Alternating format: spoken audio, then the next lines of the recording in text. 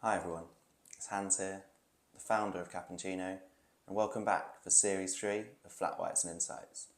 We're here for some open, honest and vulnerable conversations held over a beautiful cup of coffee, and they're coming from my home, so I'll be providing the flat whites, and my guests, they'll be providing the insights. So grab a coffee for yourselves, take a moment, and I hope you enjoy this latest conversation. Thank you, take care, and enjoy.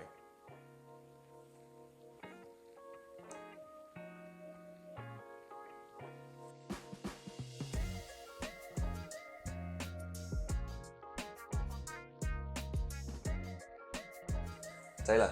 Hans, all right, mate? Yeah, not too bad. Cheers for giving up some time this morning. That's all right. Thanks for having me. No, it's all right. It's, someone I've been looking forward to having a conversation with you for a while. I think, obviously, I've been involved, got to know each other through Didcot Town Football Club, where I've been involved for about 4 years or so now.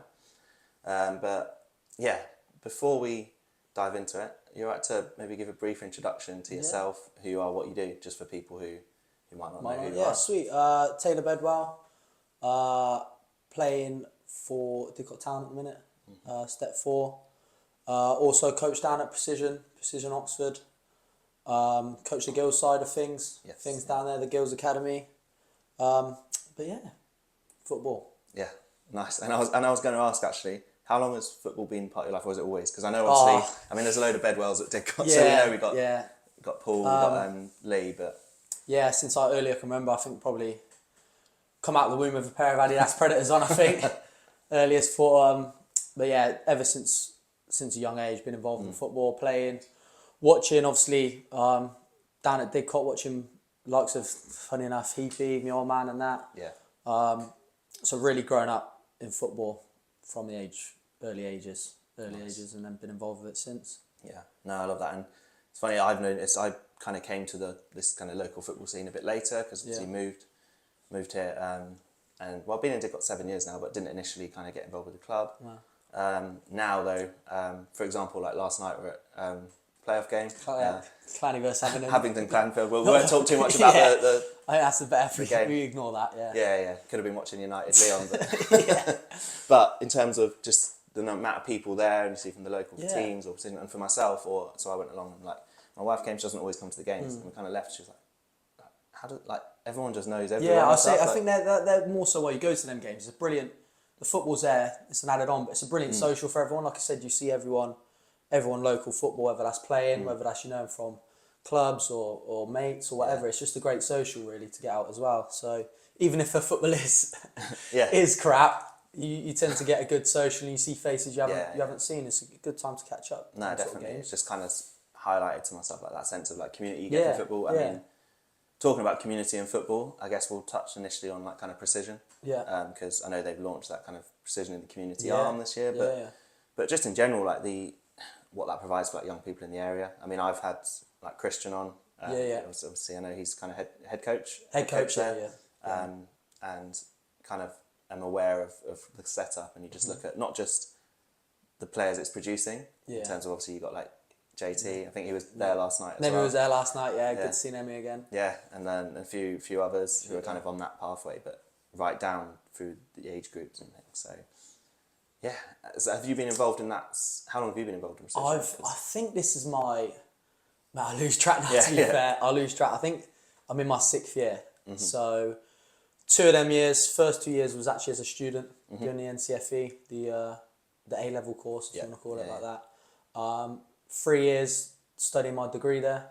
And then graduated last year. So it's my first year fully graduated from there with a full degree, NCFE.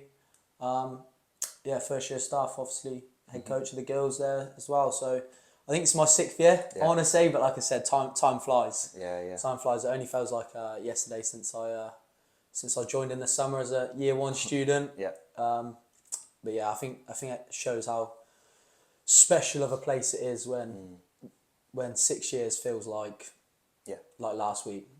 Like I think that shows how special of a place it is, and I think if you ask anyone who's connected with Precision, whether that's through a student or parents or working there or even just like sort of in and around it like yourself are, so many people connected, I think everyone tells you how special of a place it is, and Yeah. and how much more of a more than a family than a college, and I think that itself shows how special the place is. Yeah, definitely. I mean, I was lucky enough to be at the awards last year. Yeah. I think I was giving out the award. Was it Jack? He did his restore. He did that charity Yeah, football yeah. match. Oh, yeah. So I think it was like a community award or something. Yeah. I think it was like a project, and he just grew it. And He done really well, to be really fair, hit with the that, ground with didn't that. he? And that was he done really well. But just being in the room there and seeing everyone and hearing the stories, and obviously, like you say, it's more than just an education provider. It's more than football. Like I know Craig was there. He was talking about. I think there's someone who'd like lost a grandparent or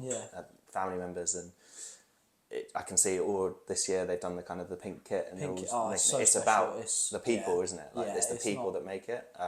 And I'm only seeing that from the outside, but to be there in that room and you just got a sense of how close people are. I think that's what makes it so special, and what creates the environment that we've created, that everyone there is there for the right reasons. You haven't got anyone there that's there for the wrong reason. Everyone wants to develop the first of all the students to become better footballers, but also to become better people in general, and give them life lessons that they won't get anywhere else, life experiences like going on tours and meeting new people and trying new stuff. And I think that's again what makes it a step away from everywhere else around it, because it is more than I said. Definitely. I think probably you look at myself and a few others like Harley that have been through there from the start, and they said I'm leaving there now. Well, if ever I do decide to leave, which I don't think I would, I'm leaving there with a full-time degree. Yep. With a NCFE, to practically like A levels. I'm studying my level 5 in teaching. Yep. So teaching qualification, coaching badges. You know what I mean? Like they set yourself up. Even if I said you got the likes of people like Nemi that. Yeah. Obviously, the main priority is we build you and you produce footballers. Yeah. But even if that's not the case, we're so good at creating another pathway in sports and in life in general. And I think that shows what we're about, really. Yeah. There's a couple of things kind of that you've touched on there that are kind of bring me around to something I did want to ask you actually. And so you've talked about obviously the community there and the group and the support. Then you've also said about like the education. And I think those two things, we'll start with the education. It's so important, you know, people maybe come into academy setups and at any level, whether it's top level academies or local academies, people think football is the end. Like, you never know in life, you know, an injury or something like that. Totally. You know, it's good to have that other path and that backup, but also that support. And so I know Didcot this year, we've had two players unfortunate with injuries, yourself and Charlie, and I know you're both involved in Precision as well. So during that time, or how much has Precision helped, and also just what was that like? I know for yourself and people who know you will know it's been a frustrating few years. I mean, difficult since obviously with Didcot, you know, getting back in step 3, but you weren't able to be a part of that year. Missed the playoffs. Yeah, I'm sure you don't need me to tell you this, but like just when I'm saying that, I mean, for someone who loves the club so much and has been involved, that must be really difficult. Yeah, it's so difficult. And then actually recent game we were away at Bideford and I saw you had to come off early. Yeah. And it was actually when we were on the way home, like kind of on the coach, we were stopped at the services. And it was at that point I kind of sort of gutted you were naturally. And at that point I was almost like, I think now it'd be really interesting to hear your perspective on how tough it can be mentally for people when they're going through that injury. Yeah. But yeah, how has the last few years been? How long have you got, mate? Because I think we could chat about for a while about injuries and stuff, but I think it's a side of the game that's not really talked about enough. I think the mental side of trying to overcome injuries or setbacks, I think is something that needs improving in the game, because I think especially being a young footballer who's been in an environment like an academy.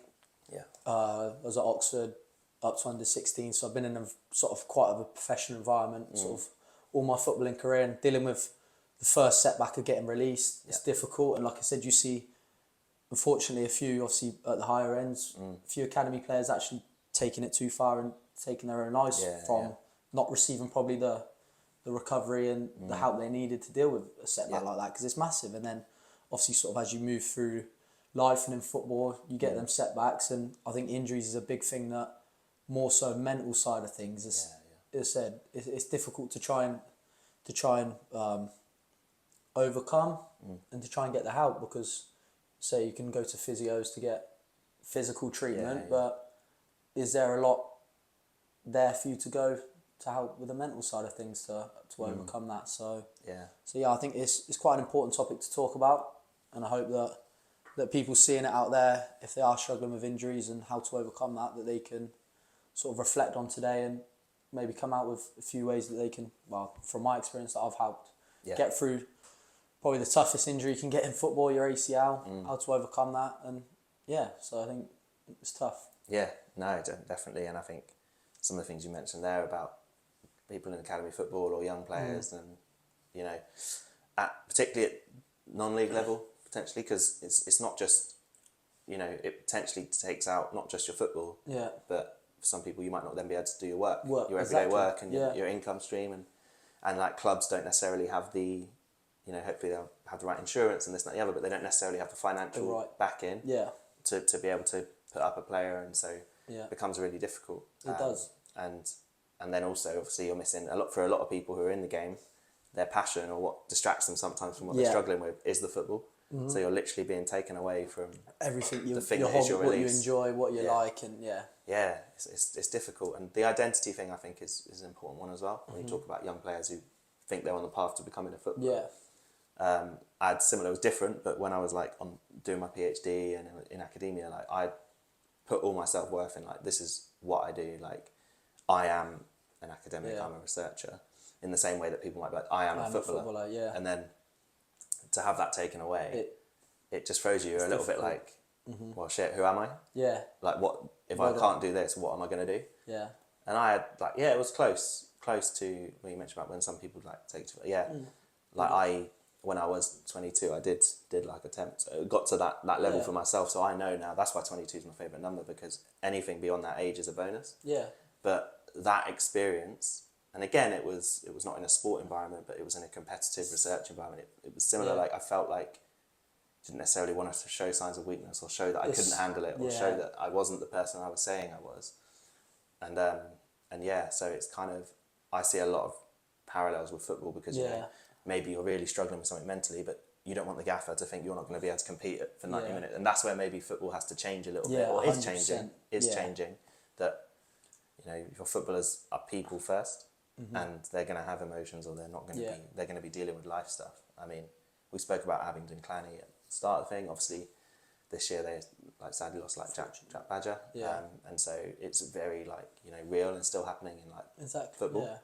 And it's just, I just say, try to have conversations like this. It's difficult, isn't it? But it's difficult to preach, and again with clubs as having the resource to do it as well. Yeah, I think it's difficult from a club's point of view as well, as knowing the right way to deal with it, or broach that. And I mean, you've obviously got like that Procision set up, and there's obviously a lot of young footballers coming through there. Yeah, and I think just from what I sense, and the way that the college are doing things in the community, the way I hear like Craig speaking, and like, you know, he's got, you know, Craig is like, sometimes people see him on Sunday and they go, oh, he's tough, man, but his emotions, I've got a lot of time for him. I mean, we obviously, well, when we were moving out of Bucks and you were like moving into your new office and stuff, and he had a few of the squad come and get there. We come in and raided your office. Yeah, I know, I was really worried someone's going to get injured, and the gaffer would be like, Hans, what you got? Carrying tables carrying tables and sofas around the gaff. But even in those small interactions, you see how much he cares about the people that are a part of that college.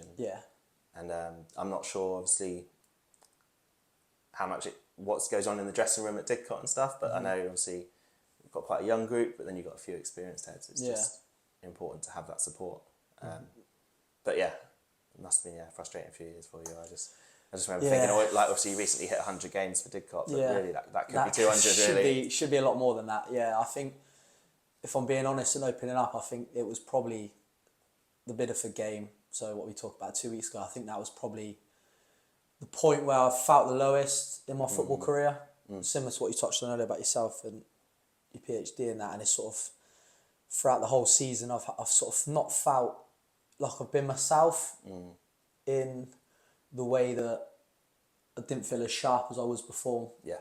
Post ACL injury, didn't feel as technically as good as I was. I couldn't feel like I could do half as much as the things I could do before. Yeah. And with that, I've sort of had the mindset where if I get a knockdown, I'll go again and I'll work harder. Yeah. And I think I got to the point at Bideford on the Saturday, and I think that was probably for me the point that broke down a little bit.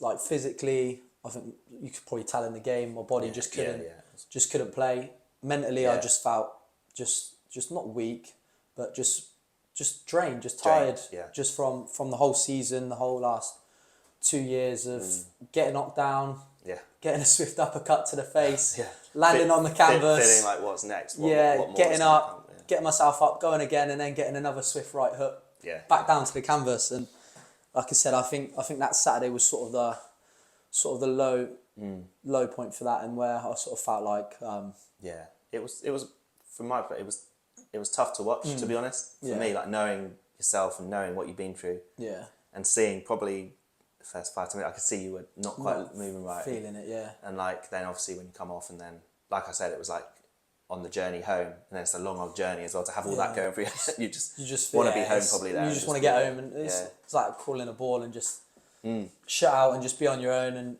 just didn't really want to be on a long coach journey back from Bideford, but it's tough, man, and but I think obviously like it sounds like you've got a good group around you, but I can relate to that kind of that drained and feeling like again, there's part of I can't put words in it, but there's probably part of you thinking, am I like, can I be the player I knew I was going to be? Exactly. And you're how old are you at the moment? You're 21. You're still only 21. Exactly. Yeah. So it's young to be already feeling exactly. And that adds to it as well, where you're young and you almost feel like you've got your whole footballing career ahead of you, and you want to get to places where you sort of see yourself being. And I'm one of them that want to get there as quick as I can. Yeah. I'll do whatever it takes. I'll work my socks off, work my nuts off to get there. Yeah. It's almost more frustrating in a way that you probably, of people at this level, would say like, when people say like model professional, like you try to do everything right. Yeah. And if anything, that's more frustrating because you're like, well, you see people or maybe like at other clubs, maybe even in the squad, I know people like after a game have a few beers, but then their body's fine and they go again. And it's like, I think that's the most frustrating thing for me, because I sort of do handle myself. I want to say I keep myself quite professional. Look after my body, eat the right stuff, recover right.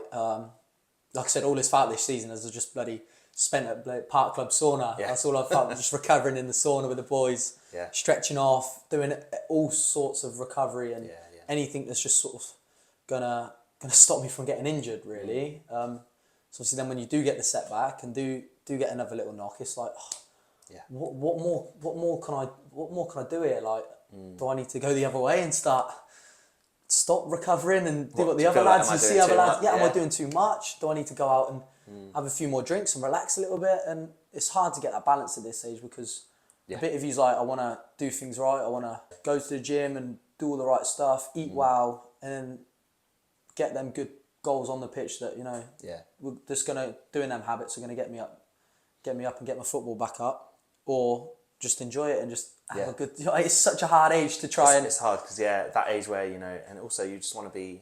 The main thing is you want to be like enjoying your football, but at the same time there's that challenge because you want to do things right so you can enjoy the football. And it's such a tough situation to be in, and I think I've probably not really got the balance right this year with it. In that, do you feel maybe you got too much in your own head about it? Yeah. Which it's totally understandable where you would. Yeah, I think massively. I think probably since I've done my knee, obviously, looking back, so after the Bideford game, obviously I was in a bit of a, not bad way, but sort of not enjoying football. Sort of not happy with how I was playing. And I just reflected on sort of the season in itself. And I sort of looked back to, obviously, how I'd done my knee, doing your knee, and I thought the mindset for me was come back bigger, come back stronger, come back better. And I think that probably led me to train the wrong way. Okay. And that obviously when you, like I said, not getting that release of football, I had to find something else. So I turned to like the gym. Yeah. Was going gym and, probably looking back at it now, not training the right stuff. Okay. Not training like a footballer, not training like an athlete, more training sort of like a bodybuilder. Yeah. And then obviously I come back pre-season and then I'm sort of a bit top heavy. Yeah. And yeah, so I look back straight away and I sort of feel like I'm almost started the season off not in a bit of a bad way, because I come back stronger. I wanted to get stronger, but that probably didn't help with your first season back, trying to carry a few extra I guess kg particularly if it's the knees and in that area, you've got a bit more weight to carry around. But then it's difficult because obviously that's what you needed probably for the release for your head. Exactly. And again, it comes back to that, trying to get the balance right. Yeah. And hard difficult. situation. But having said that though, something I do reflect on, so you're still only 21. Yeah. And you reeled off earlier about the qualifications, what you're doing in the coaching space as well. Yeah. I think you won the title. Girls this year. With the girls, yeah. Undefeated, there you go. Get that in, yeah. Looking at the Procision Oxford Arsene Wenger here. Yeah. The old Invincibles, yeah. Yeah, so I guess maybe even more so than many will realise, or even yourself realise, maybe having that alongside has probably been massive. It massively helped me get, especially more so when I was going through the struggle of not playing football with my knee. With my knee last year, and more so with other injuries this year. Coaching the girls at Procision, I think they helped me through it a lot. Yeah. Probably not more so realising it, not more so realising being involved in Procision as a general, but being involved in that football environment, still being involved quite heavily with the dressing room at Didcot. Yeah. But more so coaching in that environment at Procision, it really gave me that football buzz that I needed while I wasn't playing. Yeah. Still while got I wasn't, that kind of match day. Still got that talking you about. know what I mean. You're still involved. Match Still get day, that still involved. feeling of getting 3 points and getting a win. Exactly, and I think that massively helped me through a tough stage of not being involved in football. Yeah. And obviously, I think more so than probably people realise. But yeah, like I said, the coaching helps a lot, especially when you're going through tough times of injuries and stuff. It's that you're still getting the same buzz out of football that you are playing, and it really does help you get through it. Really. Yeah. Nice. Well, no, I think personally, I mean, it's mad. When you stay at 21, I still struggle to think that, because you think you seem as one of the more experienced boys in the dressing room in terms of time at the club, but also just in terms of the way you are. I think it's quite clear to me anyway about that coaching, because you're quite vocal on the pitch. Kind of want to lead and almost coach when you're on the pitch. So there's been times this year probably we missed that a little bit, and then obviously when Bards was out as well, and sometimes those voices as leaders. But yeah, still doing that and so young, so there's still so much ahead. But I can understand it's difficult to kind of feel like there's you thinking, where would I be if? But I think that's always a question anyone could ask. Exactly. I think that's the most difficult thing at first, to try and get my head away from, to try and not think about where would I be if I didn't have my knee injury? Would I have all these knock-on effects? Like I said, because I would have been how old would I have been when we was step 3? 19? Yeah, 19, 20, 19 years old playing at step 3. Could have been a great year to showcase myself, and you know what I mean. Like you say, you look at Hedges flying now. You look at Nemi. Yeah. You look at Robbie. Like I said, there's so many I could list off that have used that year to kick on. But yeah, it's difficult to try and not have that in the back of your mind that that without having your knee injury, you could be somewhere else. But I don't think you can think like that, because, like I said, I think I've learned a lot of lessons from having an injury like that. Yeah. You find a lot about yourself, because, like I said, you're in some dark places at times when you're injured. Yeah. And I think you find a lot about yourself, about who you are, how tough you really are as a person. Yeah. And like I said, I'm a big believer in sort of everything happens for a reason, and you get given these sort of challenges and setbacks for a reason, that it's only gonna make you stronger as a person. I think probably deep down it has. Yeah. And I think that as long as I keep that away and not think about where I should be, and live in the present, and sort of what can I do to get where I want to get to? Yeah. How can I do it today? What can I do today? What can I do this week to get where I want to get to? I think if you focus on that mindset, I think I want to say, hopefully I will get to where the end goal should be. Yeah. If I didn't have the knee injury, or yeah, like I said, I think that's the main mindset for me that I sort of live by. That like I said, it happens for a reason. All these injuries happen for a reason. Like I said, it's only going to make me stronger as a person and as a player. Yeah, definitely. And like that mental, as we say, mental toughness, but also that kind of, I think it comes down a lot as well to like kind of emotional intelligence as well, in terms of like understanding maybe, or how people, say in your coaching, but also in a dressing room or something, you might notice if someone's not quite themselves or is struggling a little bit. And I mean, you say about that, things happen for a reason. I very much believe that as well. I think if I hadn't have burnt out and had that kind of breakdown, then I would maybe still be, you know, working away in labs. And I'm thinking that was my thinking that was what I really want to do. And actually, I mean, I've now recently changed job and I'm back kind of in science, but outside the lab and more in operations side. But having that experience, it forced me to actually look at who am I, what do I enjoy, who do I want to be, what do I want to give out more, and then that's when I guess like Cappuccino started, and I started talking about mental health a bit more. Then really got into like my coffee, really got into football because I'd always been a fan, but I was like, well, actually, I love this game, not to go Patrice everyone. I love this game. Yeah, I was like, I love it. What are the things when I was in my darkest places that kept me going? Yeah. And I was like, well, the spaces and like coffee shops was great because it got me out of the house when I didn't really have a reason to, because I was off work for like 6 months. Yeah. So the closest thing I guess I can relate to a player being injured when it was like, but at that point it wasn't, you know, that I had a job to go back to. It was just, okay, I've been signed off, I've left the research. What am I going to do? Who am I? You know, what's the situation? So yeah, that helped. And then obviously football was great. And so I was just like, well, I want to do more in those spaces. Yeah. And it's definitely helped myself in terms of, I think when you do have a conversation or open up a little bit to someone, it invites them to open up a little bit more. 100%. And you just create that trust. I think I heard a quote recently, it was like, you don't gain trust by offering help, you gain trust by asking for help. Yeah. And I think that's a massive thing for like people, is like if someone asks you for a bit of help or guidance, they're opening up, they're being vulnerable, but they're also showing they trust you to be the person to give them that guidance. And I think for any young people, not just, or anyone watching, not just in the football space, I think it's a big lesson. Yeah, 100%.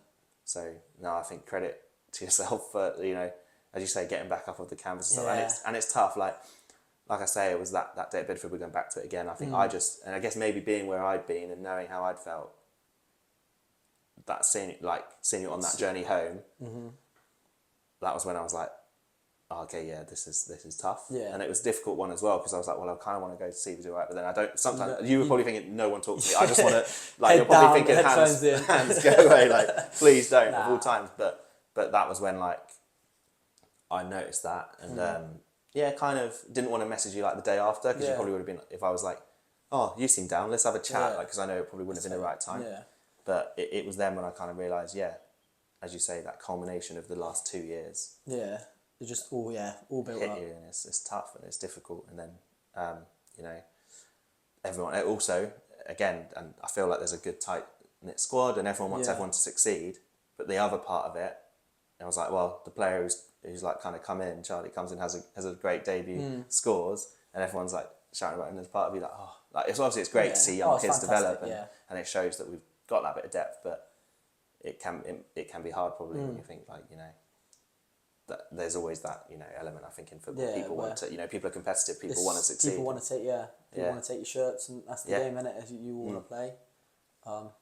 But no, it's I think fair play to you, know, and still, like, as you say, the amount given back through the Precision stuff. I mean, I've gone to watch a few of the Didcot ladies games this year, and had like one of the parents of the players, and they said how much they have enjoyed that setup. Yeah, how much it's kind of teaching them the right things as well about, you know, you can't necessarily play every minute of every game, and you've got to, you know, rest and recharge. And just parents say like how much they kind of, the people they look up to yourself as well. Yeah, it's good to hear. Which is nice, like one of the most important things as well, isn't it? It's how they develop, not just as players but as people. I think that's probably bigger than the football, really. Because I think if you can create someone like, there's so many people at Precision that are just so fantastic, such fantastic people, and I think if you can create a squad, 2 squads, 3 squads full of people that are going to go and change the world, going to impact maybe local football, or I think that's what it's more about. I think that's what it's more about. And then the football, if they can go on and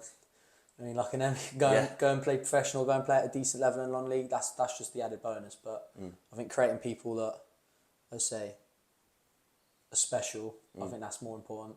Yeah, 100%. I think with any group, anything, I think that's important, and for people to remember like who you are is not just what you do. Yeah. But feel like if you're doing something where you feel like you're giving something out and you're like making a difference and you've got that purpose. So I think it's really cool. And football is a vehicle that can do that. Yeah. It brings amazing people together. Like there's people I never would have met in this area. I feel at home in Didcot now because of football. Yeah. And because of the football club in a weird way, because now if I'm going down into town or every Saturday, sometimes Tuesdays, you just see people and you feel a part of something. Yeah, I think that's why football's such a special sport and why it's played by millions, and millions get involved and volunteer for free, because it brings people together that you probably wouldn't associate or wouldn't maybe come across each other in normal realms of life. So you know what I mean? Yeah, it's good. And there's the tough days. There's days when it's tough, and there's days where you think, what am I doing? What am I doing on a cold Tuesday night out here?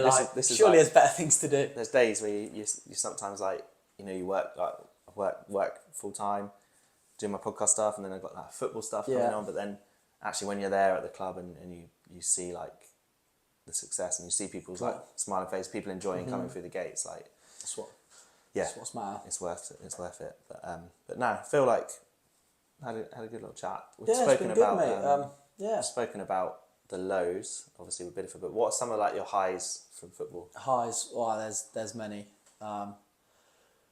Big one for me is our FA Youth Cup run for Precision, playing under Didcot Town.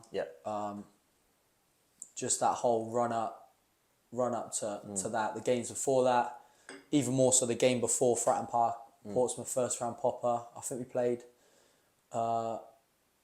Portsmouth, a different Portsmouth team before down at the Luke Meadow, and it was absolutely ramped. Yeah. About 300 people there, and I think we were losing at the time, and Freddie Kennedy scored quite late on to take it to penalties. Nice. And there's a video of his goal going in, and the place erupts. And I said it comes up every year around sort of late October time, and every time it goes in the group chat, like, what a time to be alive! Like that was so special. And then obviously winning on penalties, bit of a low, missed the penalty, but we won that, and it was unreal. And then to play at Fratton Park, such a iconic football ground, was so special. And I think it's a bit unfortunate that it was sort of in COVID time, so we didn't think. I think there's such a limit. I think we could only take 50, 60 fans there, if that. Couldn't because really I think if we could have filled the whole gaff out. We could have filled the whole gaff out with the amount of sport we was getting that year. Yeah, no, there's so many for Precision that I could sit all day and talk about. A couple of cup finals that we've done so well to get to, and unfortunately not quite made it. Yeah, made it the final stretch, and then obviously another big one more recently is obviously the playoff run. Yeah. Even not playing in it, it was such a good thing to be involved in, and that squad, the togetherness, that squad that we had there. We were just saying before we hit record, I've got the I think it was Mark put together. Yeah. Those kind of looked like the Sabutio kind of the squad. So you were just looking at that and just saying that team that we had together. Like I said, I think we underappreciated how good we was as a team and how together we was. Yeah. And like I said, I look through that team now, and I think even that, like I said, the management team with Kingy, Craig, all the boys that are still there now, J-Mo, and then the squad, like Adam Smith, Bazza, Gents, Greener. Yeah. So myself weren't in the squad. If you look at that bench and think, hell of a five-a-side team that is. Like I said, them players missing out on the bench. And even that though, like I said, the togetherness, we'd win on a Saturday and there'd be 5-6 of us going out on a Saturday night into Oxford, enjoying it. You'd see other people out. How'd you get on? Yeah, we won again. And it was like every weekend, it was like, yeah, we won. And it was like, yeah.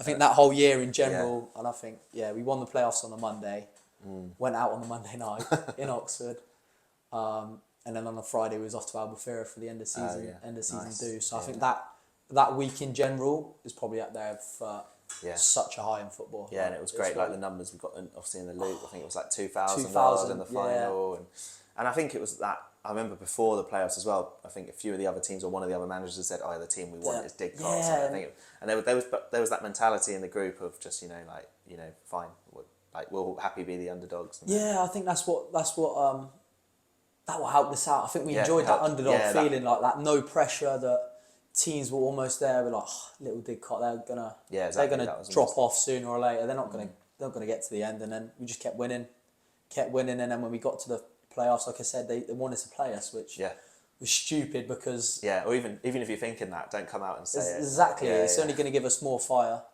That was a great time. That was like obviously it was coming up nearly 2 years ago now. 2 years, yeah. And obviously then had that season up there.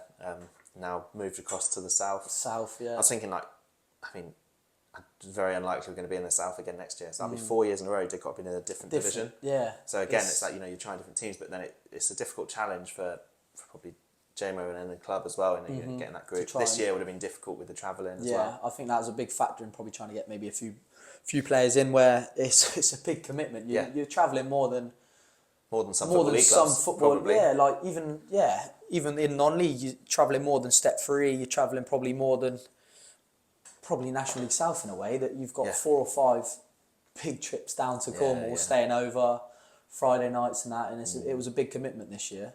It's been a tough year, I think, all round, like for the club on and off. Obviously, it hurts the club. I mean, all clubs have their difficulties in financial. I mean, having like worked at Bucks and Bucks for a bit as well, you do see that. And here it was the biggest questions we got was about support and funding. Yeah. And it's difficult because then even like for a county FA, they don't really like have that pot of money. Yeah.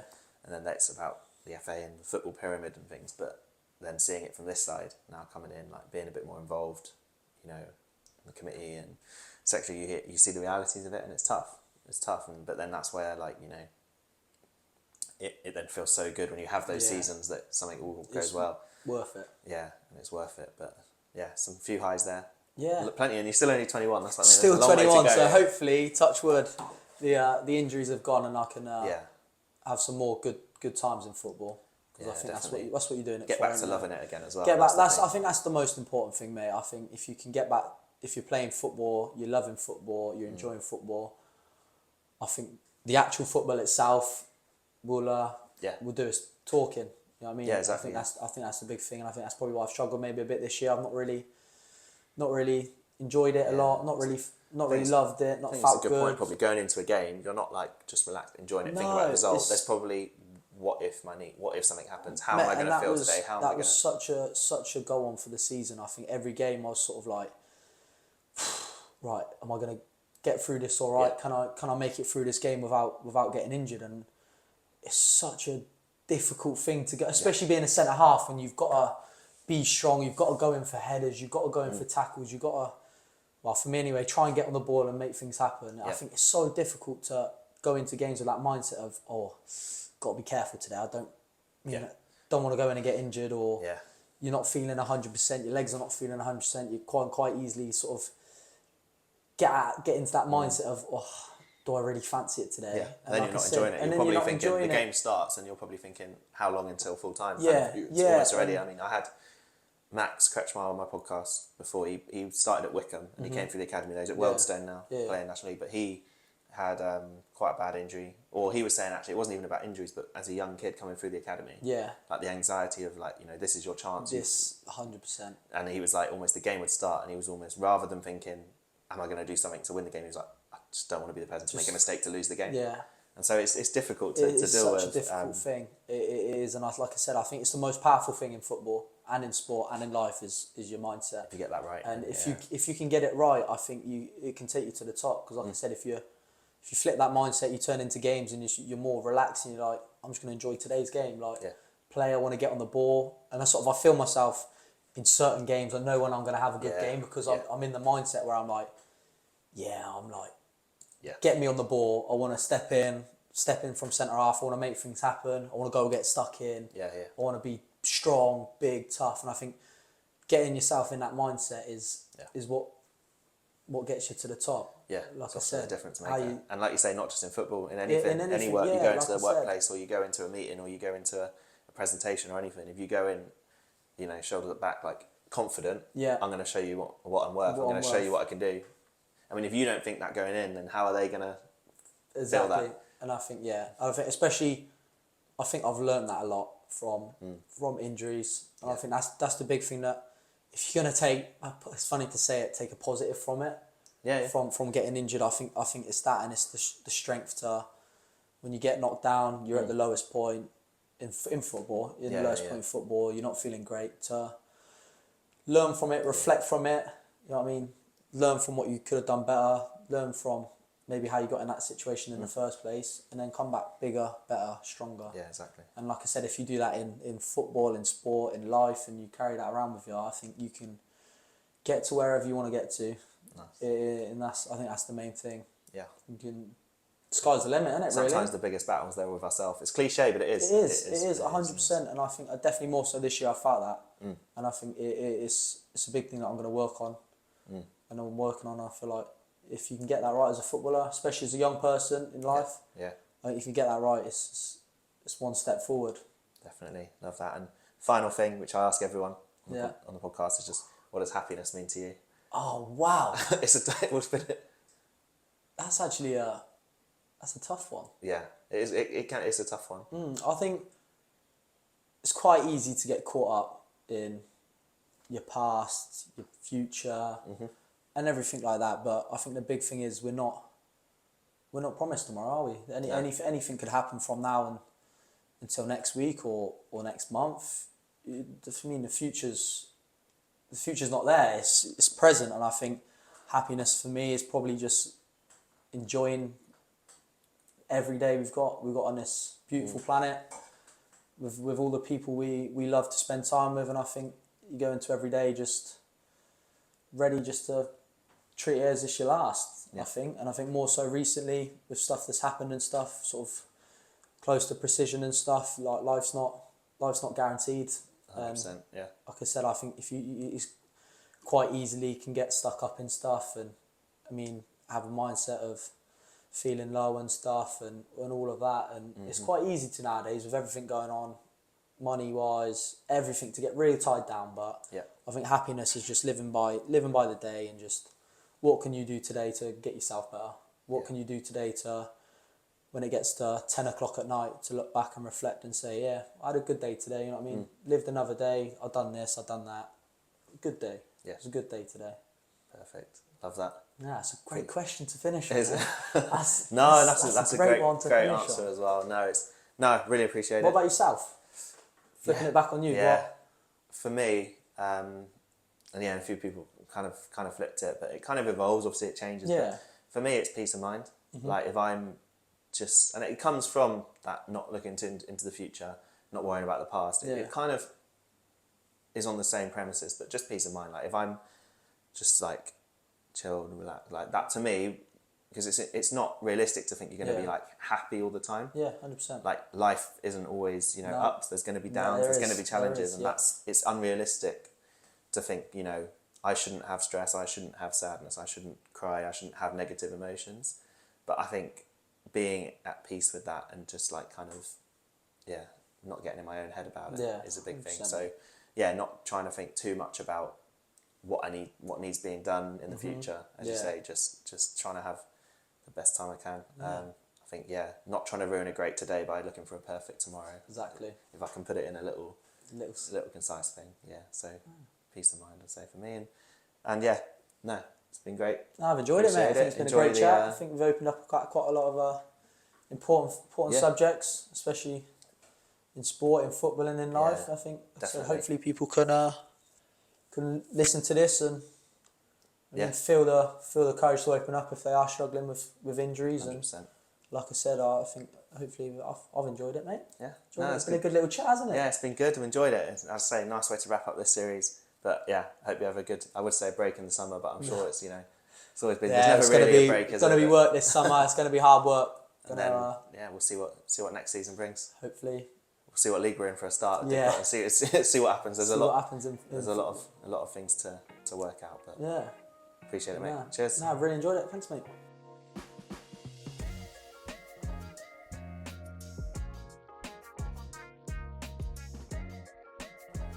Thank you so much for tuning in to this latest episode of Flat Whites and Insights, and I really hope you gained something from that conversation, because I know I certainly did. It would mean a lot if you can like or subscribe on whatever platform you may be watching or listening on, and please do share this podcast with any friends or family or anyone you know that you think might benefit from having a listen. Also, if you can head over to Instagram and give Cappuccino a follow, that's where you'll find the latest updates as we look to raise awareness of mental health through my passions for football and coffee.